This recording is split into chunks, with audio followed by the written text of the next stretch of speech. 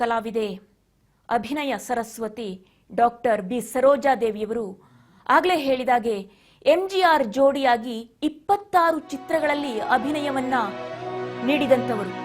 MGR ಎಲ್ರಿಗೂ ಗೊತ್ತು ಎಂತಹ ಮೇರು ಕಲಾವಿದ ಅಂತೇಳಿ. ಅವರ ಜೊತೆಯಲ್ಲಿ 26 ಚಿತ್ರಗಳಲ್ಲಿ ನಟಿಸಿದ್ದಾರೆ. ಅನ್ಬೇವಾ, ಎಂಗವೀಟ್ಟು ಪಿಳ್ಳೈ, ತಿರುಡಾದೆ, ಪಡಕೋಟಿ, ಈ ರೀತಿಯಾಗಿ ಸಾಕಷ್ಟು ಚಿತ್ರಗಳಲ್ಲಿ ನಟಿಸಿದ್ದಾರೆ. ಇದು ಎಂಜಿಆರ್ ಜೊತೆಯಾಗಿ ಎಂಜಿಆರ್ ಮತ್ತು ಸರೋಜಾದೇವಿ ಜೋಡಿಯ ಖ್ಯಾತಿಯಾದ ಚಿತ್ರಗಳು. ಹಾಗೆ ಸಾಕಷ್ಟು ಚಿತ್ರಗಳಿವೆ, ಸಾಕಷ್ಟು ಮೇರು ಕಲಾವಿದರ ಜೊತೆಯಲ್ಲಿ ಅವರು ನಟಿಸಿದ್ದಾರೆ.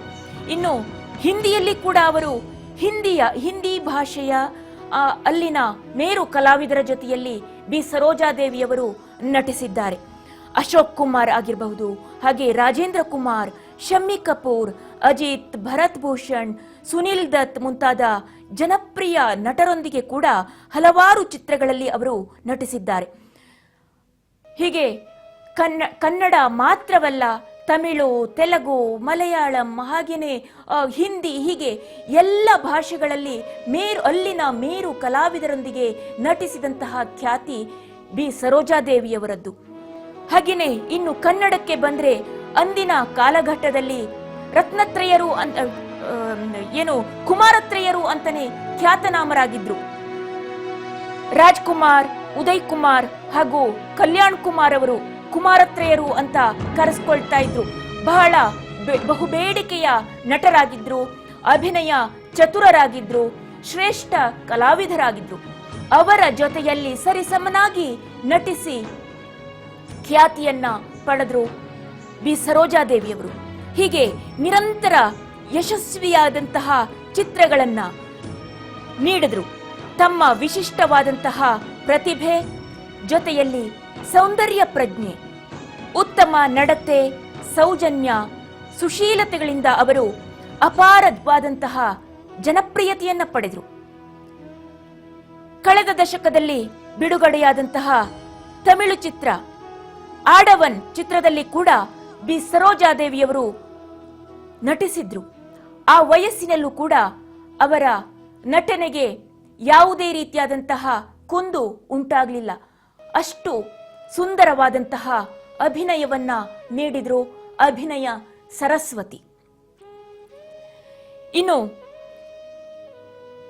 ಬಿ ಸರೋಜಾದೇವಿ ಅವರಿಗಿದ್ದ ಇತರ ಚಿತ್ರರಂಗದ ಬೇಡಿಕೆಗಳನ್ನು ಗಮನಿಸಿದಾಗ ಶ್ರೀಮಂತಿಕೆಯ ದೃಷ್ಟಿಯಿಂದ ಹಿರಿಯ ಸ್ಥಾನದಲ್ಲಿದ್ದಂತಹ ಆ ಭಾಷಾ ಚಿತ್ರರಂಗಗಳಿಗೆ ತಮ್ಮನ್ನ ಸೀಮಿತಗೊಳಿಸಿಕೊಂಡು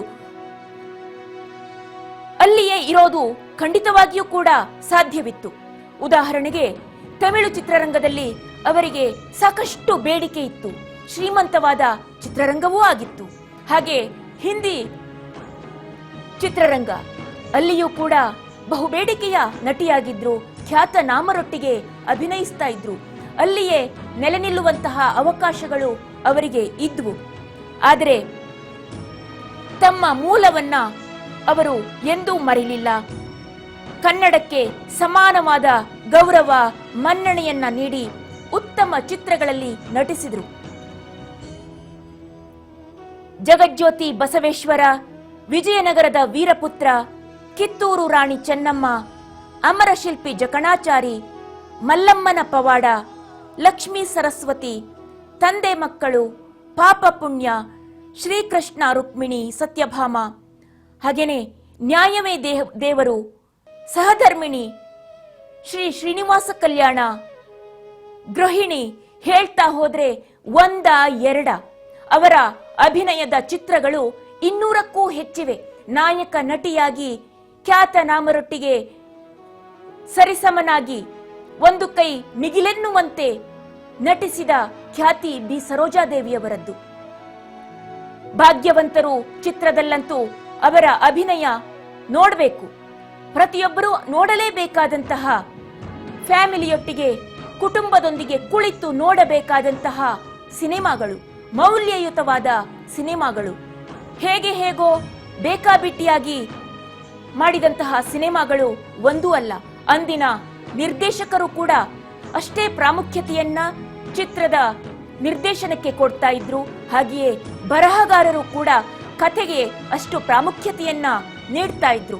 ಸಮಾಜಕ್ಕೆ ಒಂದು ಮೌಲ್ಯಯುತವಾದ ಸಂದೇಶವನ್ನ ನೀಡುವಂತಹ ಕತೆ ಸಾಹಿತ್ಯ ರಚನೆ ಆಗ್ತಾ ಇತ್ತು, ಕತೆ ನಿರ್ಮಾಣ ಆಗ್ತಾ ಇತ್ತು.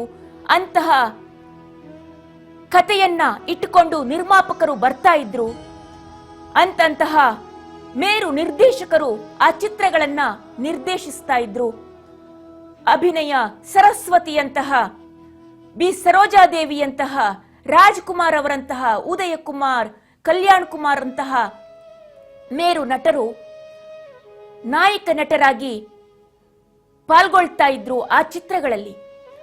ಅಷ್ಟೇ ಚಂದವಾಗಿ ಅಭಿನಯಿಸಿ ಜನರ ಕಣ್ಣಿಗೆ ಕಟ್ಟುವಂತೆ ಅಭಿನಯಿಸಿ ತೋರಿಸ್ತಾ ಇದ್ರು ಆ ನಟ ನಟಿಯರು.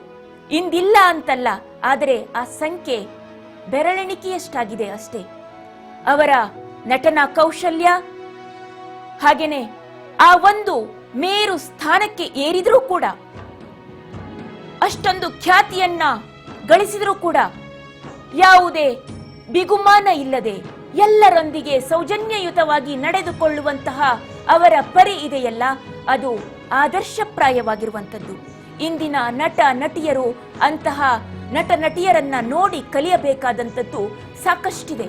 ಯಾಕೆಂದ್ರೆ ಇಂದಿನ ದಿನಮಾನದಲ್ಲಿ ನಾವು ನೋಡ್ತಾ ಇರ್ತೇವೆ, ಒಂದು ಸೀರಿಯಲ್ನಲ್ಲೋ ಒಂದು ಸಿನಿಮಾದಲ್ಲೋ ನಾಯಕ ನಾಯಕಿ ಆಗಿರ್ಬೇಕಿಂತ ಅಂತೇನಿಲ್ಲ.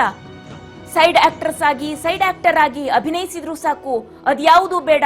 ತಮ್ಮದೇ ಒಂದು ಯೂಟ್ಯೂಬ್ ಚಾನೆಲ್ ಅನ್ನ ಮಾಡ್ಕೊಂಡಿದ್ರು ಸಾಕು, ಇಲ್ಲವೇ ಒಂದು ಸಂದರ್ಶನವೋ ಅಥವಾ ಒಂದೆರಡು ರೀಲ್ಗಳಲ್ಲೋ ಮಾಡಿ ಅದನ್ನ ಸೋಷಿಯಲ್ ಮೀಡಿಯಾದಲ್ಲೇ ಬಿಟ್ಟು ಒಂದು ಸಾವಿರಾರು ಅಭಿಮಾನಿಗಳನ್ನ ಗಳಿಸಿಕೊಂಡ್ರೆ ಅವರನ್ನ ಹಿಡಿದು ನಿಲ್ಲಿಸೋದಕ್ಕೆ ಸಾಧ್ಯ ಆಗೋದಿಲ್ಲ. ಅವರ ಆಟಿಟ್ಯೂಡು, ಅವರ ಬಿಹೇವಿಯರು, ಜನರೊಂದಿಗೆ ನಡೆದುಕೊಳ್ಳುವ ಪರಿ ಹಾಗೂ ದಿಮಾಕು ನೆತ್ತಿಗೆ ಏರಿರುತ್ತೆ. ಅದು ಎಲ್ರಿಗೂ ಕೂಡ ಅರಿವಿಗೆ ಬರುತ್ತೆ. ಆ ರೀತಿಯಲ್ಲಿ ಅವರ ನಡವಳಿಕೆ ಇರುತ್ತೆ. ಗೌರವ ಕೊಡೋದು ಗೊತ್ತೇ ಇಲ್ಲವೇನೋ ಅನ್ನುವ ರೀತಿಯಲ್ಲಿ ಅವರ ನಡವಳಿಕೆ ಇರುತ್ತೆ ಇತ್ತೀಚಿನ ದಿನಗಳಲ್ಲಿ.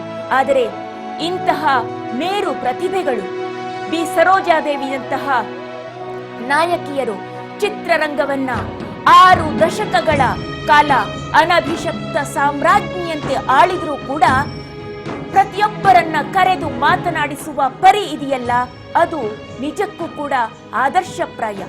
ಯಾಕೆ ಜನರು ಅವರನ್ನ ಇಂದಿಗೂ ಕೂಡ ನೆನಪಿಟ್ಟುಕೊಳ್ತಾರೆ? ಅಂದ ಕಾಲத்தில் ನಟಿಯರು ಅವರೆಲ್ಲ ಅಂತ ಮಾತನಾಡಬಹುದು. ಆದರೆ ಅವರ ನಟನೆ, ಅವರು ಬಾಳಿದಂತಹ ರೀತಿ, ಅಷ್ಟು ಮೇರು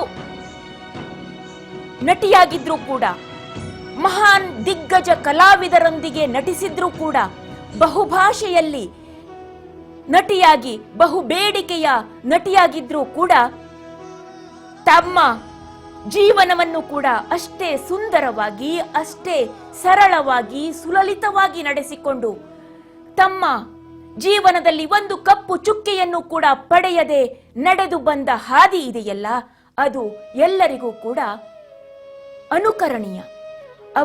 ಅಂಥವರನ್ನ ಅನುಕರಿಸಬೇಕು ಇಂದಿನ ನಟ ನಟಿಯರು. ಹಾಗಾಗಿ ಅಷ್ಟು ಖ್ಯಾತಿಯನ್ನ ಗಳಿಸಿದ್ರೂ ಕೂಡ ಯಾವುದೇ ಬಿಗುಮಾನವಿಲ್ಲದೆ ಎಲ್ಲರನ್ನು ಕೂಡ ಅಪ್ಪಿಕೊಂಡು ಪ್ರೀತಿಯಿಂದ ಜೀವನವನ್ನ ನಡೆಸಿದ ಮಾರ್ಗದರ್ಶಕರಾಗಿ ಬಾಳಿದ ರೀತಿಗೆ ಒಂದು ಸೆಲ್ಯೂಟ್ ಅನ್ನ ಹೇಳಲೇಬೇಕು.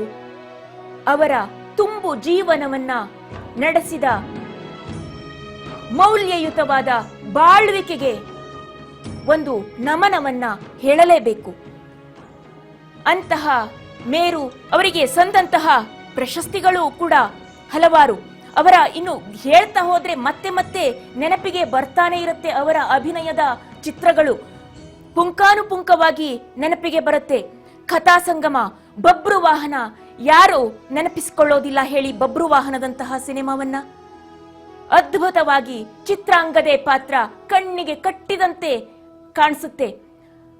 ಪ್ರೇಯಸಿಯಾಗಿ, ತಾಯಿಯಾಗಿ ನಿಂತಹ ಆ ಪಾತ್ರ ಎಷ್ಟು ಸೊಗಸಾಗಿ ಬಬ್ರು ವಾಹನ ಚಿತ್ರದಲ್ಲಿ ಅಭಿನಯಿಸಿದ್ರು. ರಾಜ್ಕುಮಾರ್ ಅವರಿಗೆ ತಾಯಿಯಾಗಿ ಅಭಿನಯಿಸಿದ್ರು. ಬಬ್ರುವಾಹನ ರೋಲನ್ನ ಮಾಡ್ತಾರೆ. ದ್ವಿಪಾತ್ರದಲ್ಲಿ ರಾಜ್ಕುಮಾರ್ ಅವರು ಅಭಿನಯಿಸ್ತಾರೆ, ಅರ್ಜುನನಾಗಿ ಹಾಗೆ ಬಬ್ರುವಾಹನನಾಗಿ. ಆ ಸಂದರ್ಭದಲ್ಲಿ ಬಬ್ರುವಾಹನನ ಪ್ರೇಯಸಿಯಾಗಿ ಚಿತ್ರಾಂಗದೆ ಕಾಣಿಸಿಕೊಳ್ತಾರೆ, ಚಿತ್ರಾಂಗದೆಯಾಗಿ ಆ ಪಾತ್ರದಲ್ಲಿ ಮಿಂಚುತ್ತಾರೆ. ಹಾಗೇನೆ ಅರ್ಜುನನ ಮಗನಾಗಿ ಬಬ್ರುವಾಹನನ ಪಾತ್ರದಲ್ಲೂ ಕೂಡ ರಾಜ್ಕುಮಾರ್ ಅವರು ಕಾಣಿಸ್ಕೊಳ್ತಾರೆ. ಅದೇ ರಾಜ್ಕುಮಾರ್ ಅವರಿಗೆ ತಾಯಿಯಾಗಿ ಕೂಡ ಅಭಿನಯಿಸ್ತಾರೆ. ಎಂತ ಚಂದದ ಅಭಿನಯವನ್ನ ಕೊಡ್ತಾರೆ ಅಂದ್ರೆ ಅದು ಇವತ್ತಿಗೂ ಕೂಡ ಜನರು ಕಲಾ ರಸಿಕರಿದ್ದಾರಲ್ಲ, ಕಲಾ ರಸಿಕರು ಆ ರಸಾಸ್ವಾದನೆಯನ್ನ ಚಪ್ಪರಿಸಬೇಕು. ಆ ರೀತಿಯಾದಂತಹ ಅಭಿನಯ, ಒಂದೊಂದು ಕೂಡ ಅಭಿನಯದ ರಸಗಟ್ಟಿಗಳು ಅಂತ ಹೇಳ್ಬಹುದು. ಅಂತಹ ಸುಂದರವಾದ ಅಭಿನಯ, ಅದನ್ನ ನೆನೆಸಿಕೊಂಡ್ರೆ ಇವತ್ತಿಗೂ ಕೂಡ ಮೈ ನವಿರೇಳುತ್ತೆ.